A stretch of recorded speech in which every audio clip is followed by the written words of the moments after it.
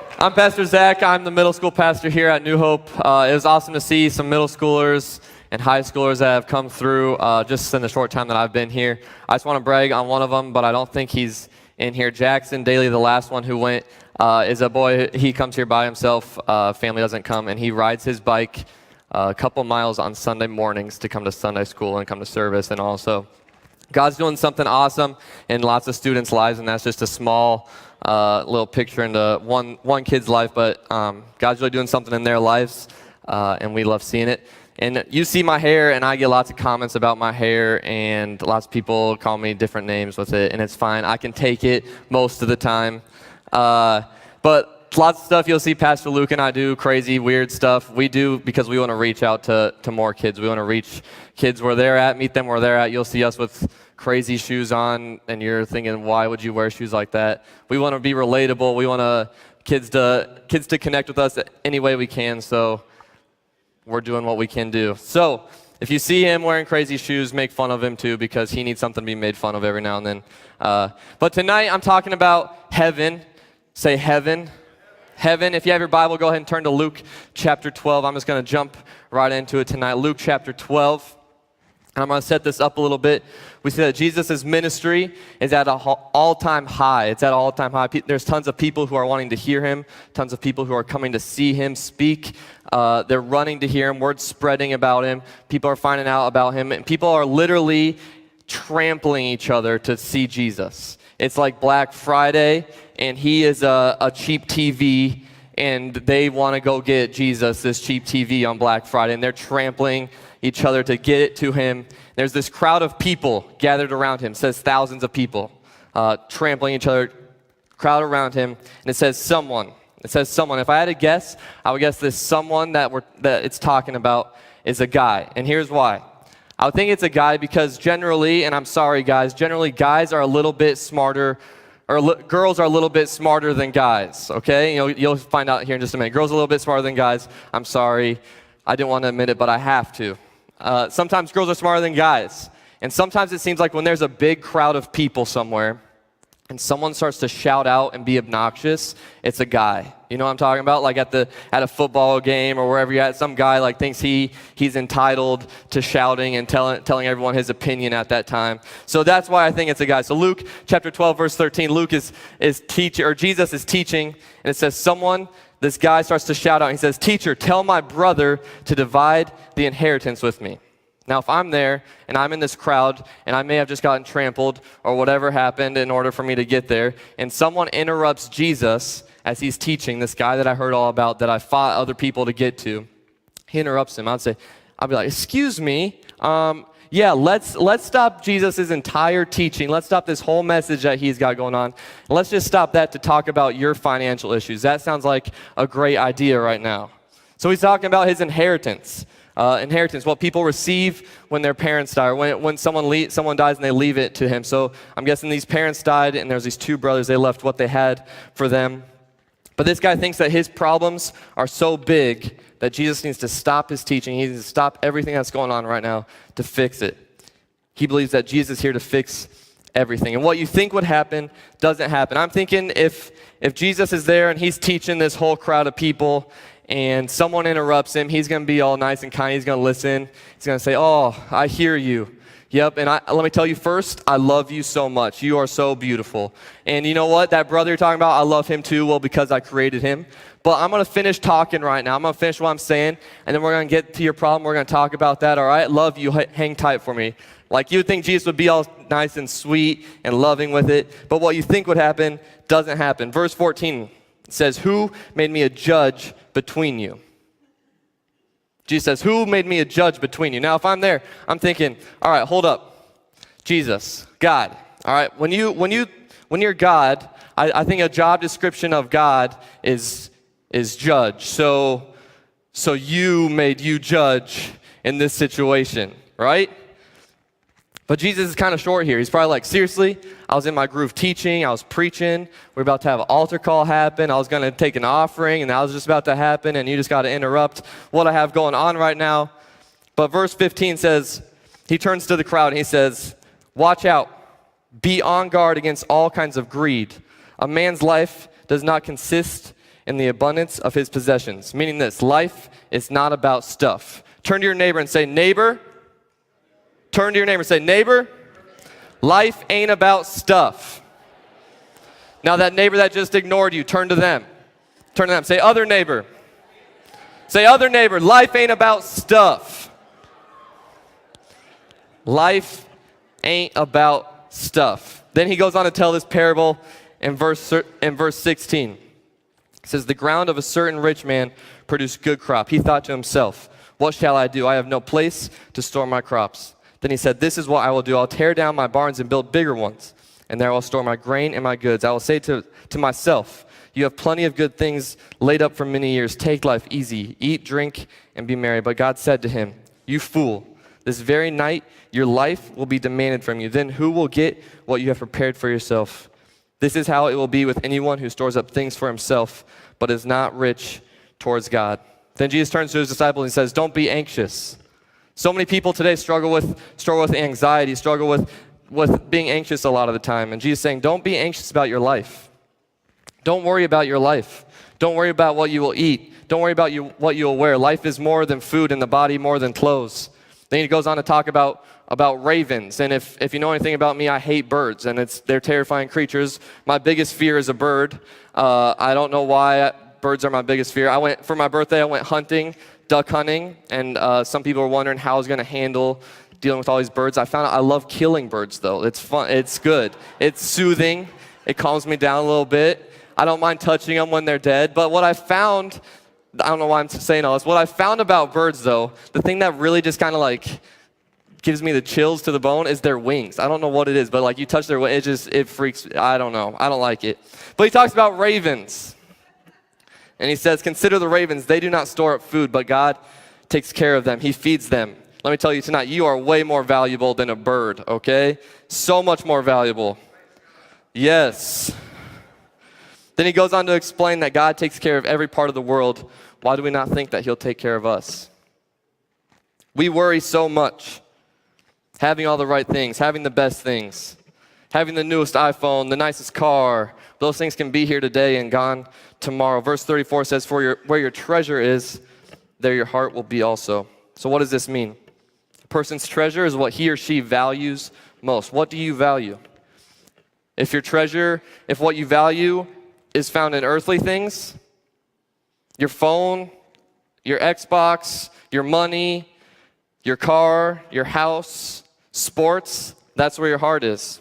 If it's found in Jesus, then you'll be seeking him. You'll be in his word. Your life won't just be focused on things that are going to be here today and gone tomorrow, but on things of eternity. It's kind of like this. If I like to travel. Anybody else in here like to travel? You like to travel and go different places? I love traveling. So say I go on a trip and I stay at a hotel. All right. I like staying at hotels if it's a nice hotel. So I go to this hotel and it's pretty nice. And I go in my room and I get in my room and I don't really like it's a nice room, but I don't like it all. I don't like the color of the walls. And I'm going to be here for like a week because I'm just staying for a little while. So I'm here for a week and I don't like the colors of the walls. So I leave and I go Home Depot and I get paint. And I paint the walls in the hotel because I don't like that color. And then I'm sitting there watching TV, and I realize this bed isn't very comfortable, and this TV is too small. I need to get that Black Friday 60-inch deal. So I go and I get a new Tempur-Pedic bed for my hotel room, and I get a 60-inch TV, and I see a deal on shower heads, so I get a nice massaging shower head thing, and I get surround sound, and I don't like the carpet, so I have someone come in and put in hardwood floors in my hotel room. And then a couple days later, I check out, and I go home, and I'm on my way. What just happened? I just put all this money, I put all this time into something that was here for a couple days and then gone. How many times do we focus so much on right now, on the things of earth, and not focusing on heaven? Treasures in heaven. Matthew 6:19 through 21 says, do not store up for yourself treasures on earth where moth and rust destroy and where thieves break in and steal, but store up for yourself treasures in heaven where moth and rust do not destroy and where thieves do not break in and steal. For where your treasure is, there your heart will be also. So many times we focus so much on things of this earth. How do we fit in? Having the coolest shoes, right? That's a big thing for teenagers. Having the best shoes, the nicest clothes, the nicest car, the best job, having money, having a nice suit, the newest iPhone, the newest Samsung if you're Chad Towers and you hate iPhones. So many times I see students who focus so much on their grades and they want to get good grades in school so that they can get to a good college, so that they can get a good job and make lots of money. Am I saying that it's bad to put a lot of time and focus into school? Students, don't hear me wrong. I'm not saying that. School is good. Say school is good. Say that, Owen. School is good. But what are we putting our focus on? What are we putting our time on? Many times we focus and we worry about bad things in life, afraid of a terrorist attack, afraid of getting in a car accident. Maybe you feel like your life's hard and you're sad and you struggle with depression, or you cry yourself to sleep at night because of something that's happened here on this earth that you struggle with, that you hurt from. Am I saying that your tears and your fears are not legitimate, that depression is not real? Not at all. What I'm saying is we, me included, focus so much on things of this earth. The problems, the goals, the possessions. And someday all these things will be gone. Someday you will die, believe it or not. And it's what you do on this earth for 13, for 30, for 90, for 147 years that determines where you spend eternity. It's like this rope that I have here. Pastor Luke, can you help me with this? I'm just going to lasso you, all right? So this rope, all right? Imagine that this rope is a timeline of your life. And imagine that Pastor Luke isn't standing over there and this rope goes on for forever and ever and all of eternity, okay? This rope is your life. But on this rope, on this rope, this little yellow part, that's your life here on earth. That little part's your time here on earth, but it goes on forever and ever and ever. We focus so much on this little yellow thing. We care so much about this day so that we can retire on this day, or we focus so much about this day because this is going to happen on this day. And we get all caught up, and we care so much about impressing this person that we won't even see this day, and we don't even think about all this that goes on and on and on and on. It's what you do in this life for 13, for 30, for 90, for 100 years that determines where you spend that eternity. But can you imagine the joy that we will have when, instead of focusing on things that will rust, on things that will break, and start focusing on eternity? When we care less about a phone that we're scared to hold sometimes because we don't want it to crack, or we're scared to drive a car because we don't want to get scratched, scared that something's going to break, and instead of focusing on something that's going to be here today and gone tomorrow, and start focusing on eternity, the joy that will come with that. So what will heaven be like? Why should we care so much about being there? Is it just going to be us as angels, sitting on a cloud with little wings and playing a nice little harp all day? Is that what heaven's going to be like? I mean, maybe that is, but I don't think Jesus came and died a brutal death on a cross so that we could sit on a cloud with cute little wings playing a harp all day. John 14, 1-3 says, "Do not let your hearts be troubled. Trust in God. Trust also in me. In my Father's house are many rooms." Some translations say are many mansions. If it were not so, I would have told you. I'm going there to prepare a place for you. And if I go and prepare a place for you, I will come back and take you with me that you also may be where I am. Jesus has prepared a mansion for you. Jesus has prepared a room for you to be in. In Revelations, it says that the gates will be made of pearls and the streets will be made of gold. Can you imagine that? In Revelation 22, it says that there will be a river as clear as crystal flowing from the throne of God throughout the city. There's no doubt that heaven will be beautiful, and I don't think we can even fathom what it will look like or what it will be like or feel like to be there, to experience all that. So if that's what it looks like, then what does it mean for us? Revelation 21, 3-4, if Josh and Tim can come up. It says, "And I heard a loud voice from the throne saying, 'Now the dwelling of God is with men, and he will live with them.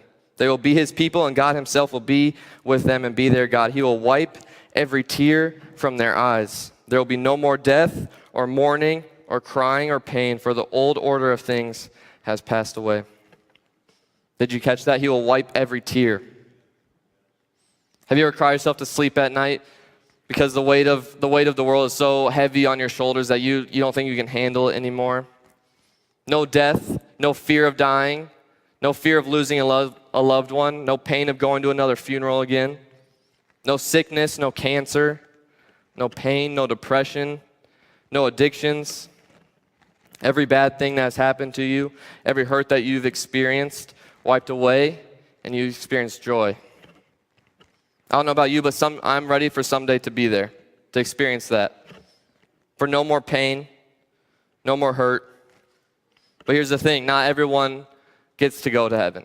That's the reality of it. And I'm sure many of you guys know that. That's not just some random selection where God just randomly picks a few people, puts everyone in a little hat and draws out names for who gets to come to heaven. It's not who paid the most in their tithes or who gave the most to missions. And Henry and Doris, it's not even who was at church the most. See, in order to get to heaven, you have to recognize this, that God sent his son Jesus to earth, fully God, fully man, lived a perfect life, then died a brutal death on a cross for you and me so that he can be the sacrifice for us. So when we sin, we can call upon his name. And he is that sacrifice that we can, between us and God. But when God created earth, he gave man and woman this thing called free will, that they could accept the gift or they could deny the gift. So the option is yours to accept or to deny. So the reality is that if some people don't make it to heaven, some people, or the rest of the people, will spend eternity in hell. And some people you'll hear say that hell's going to be a big party and it's going to be lots of fun and that's where everyone's going to go and it's just going to be a big party there. But here's some words, here's some things that the Bible describes hell as. Fire, a furnace of fire, lake of fire, eternal punishment, pit of darkness, gnashing of teeth, unquenchable thirst, torture. Heaven is real and hell is real. That's the reality. The reality is that God sent his son Jesus to earth to die for you. The reality is that many of us focus too much of our time on this little yellow thing of impressing people in this little part of our timeline, because we care so much about what they think of us here rather than where they're going to spend the rest of here. So I challenge you tonight. What's your time going to? What's your thoughts going to? Maybe tonight, heaven's something that you realize, man, if I were to die tonight, I don't think I'd be spending eternity in heaven. Maybe tonight that's something that you need to talk with God with. You need to surrender to him. Maybe tonight it's a reality check for you that you're caring way too much about this thing, or you care way too much about what people think. Man, if we had no cares about what other people thought and we just told everyone about Jesus, there's going to be some that deny us, but then there's going to be people who hear about him, and if they don't accept him then, they might accept him later. We're going to sing this, we're going to go into this song. It's a new one, and I just challenge you just to reflect on what God's putting on your heart. The song, it talks about no weeping, no hurt, no pain. Jesus holds us now. And it's a song about heaven. So you can sing with them. You can come to the altars. The altars are open. But I challenge you right now, just reflect. What is God speaking to you tonight?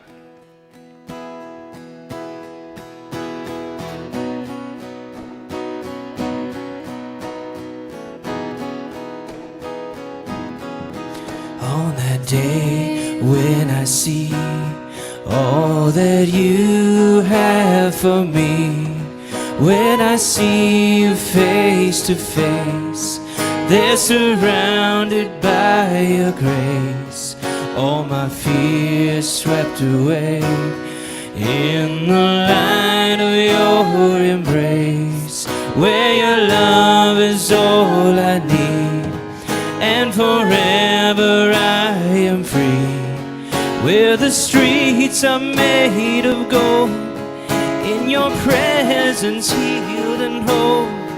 Let the songs of heaven rise for you alone. No weeping, no hurt or pain, no suffering. You hold me now, you hold me now. No darkness, no sick or lame, no hiding. You hold me now, you hold me now.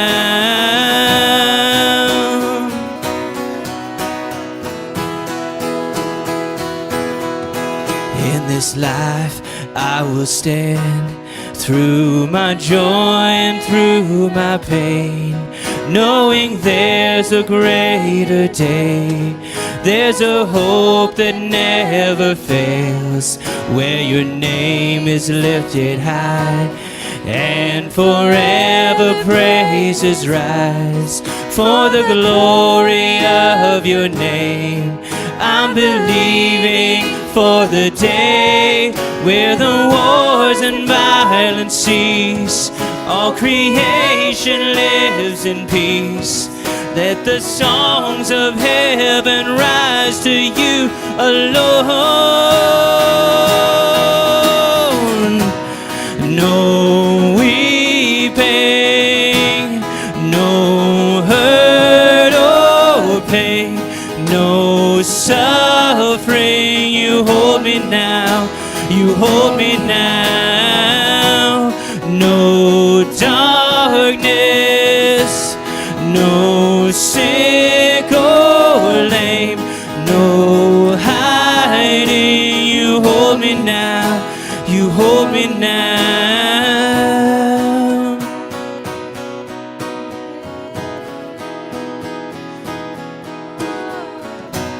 For eternity, all my heart will give, all the glory to your name. For eternity, all my heart will give, all the glory to your name, Jesus. For eternity, all my heart will give, all the glory to your name. No weeping, no hurt or pain, no suffering. You hold me now, you hold me now. No darkness, no sick or lame, no hiding. You hold me now, you hold me now. No weeping, no hurt or pain, no suffering. You hold me now, you hold me now. No darkness, no sick or lame, no hiding. You hold me now, you hold me now. If you bow your head and close your eyes. Tonight, if for the first time in your life, or maybe the 100th time in your life, you say, I'm not living for Jesus right now, and if I was to die tonight, I don't think I would make it into heaven. My eternity is not focused on Jesus, and tonight I want to change that, and I want to focus on God. I want to surrender to Him and give my life to Him. If that's you, would you just raise your hand with no one looking around? Tonight, if you would say, I've been focused too much on this earth. I care too much about things of this earth. I care too much about people on this earth. And I haven't been looking to Jesus. I haven't been caring about eternity. And tonight I recognize that I need to change my focus from earth to eternity. If that's you, would you raise your hand? Jesus, I thank you for every person in this place tonight, God. I believe that they're here on purpose for a purpose. I thank you for what you've done in lives, God. I thank you for what you're going to do in lives, Jesus. I pray that we would turn our focus to heaven, God. I pray that we'd focus on you, that we'd focus on eternity, God, to someday spending that with you, Jesus. Jesus, I pray you bless every person tonight that came. I pray you bless them as they drive home and as they go to work this next week, God, and that you do something new in their life, God, that you would start a revival in families, God, in schools and in business places. Jesus, I pray that you would do something new in our lives this week. In your name we pray, amen.